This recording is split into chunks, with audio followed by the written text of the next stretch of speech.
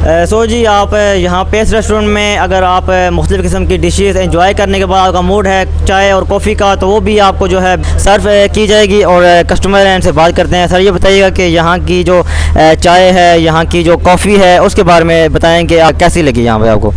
अस्सलाम वालेकुम सर, एक तो हम फूड लवर हैं सर। मेरे ख्याल में डी खान में ऐसा कौन सा स्पॉट नहीं होगा कि हमने छोड़ा ना हो सर।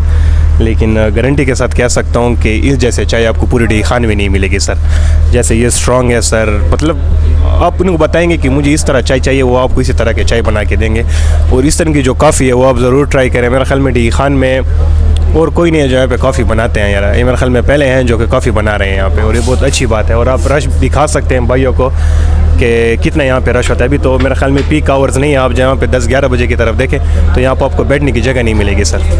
तो यही बात है कि इसका मतलब है कि यहाँ के जो इसके अलावा जो क्वालिटी तो है, इसके अलावा जो सर्व किया जाता है जिस तरीके से, और वो मेरे ख्याल से बहुत आउटस्टैंडिंग है। बिल्कुल आप जैसे इस्लामाबाद में जाते हैं वहाँ के रेस्टोरेंट में होता है सर। बिल्कुल बिल्कुल ऐसी बात है। आप खुद अंदाज़ा लगाएं सर, मतलब जितना इनके प्याले साफ़ हैं, इनकी ब्रिश साफ़ है सर। इवन के जो अंदाज़ आपको देने का है सर वो भी बेहतरीन है सर। आप मेरे ख्याल में डी खान के बाकी आप जब रिव्यू करेंगे आपको अंदाज़ा होगा वो ढाबे टाइप यार, हाँ यार ये, और इनका बेहतरीन यकीन मानिए इस्लामाबाद जैसे फील आपको यहाँ पे आएगा सर। यानी कि यहाँ पे आप आते हैं तो आप पैसे पूरे करके जाते हैं आप। बिल्कुल बिल्कुल पैसे पूरे हो गए जाते हैं, और जब तक ये लोग खुद नहीं निकालते हमारा दिल नहीं करता सर जाने का।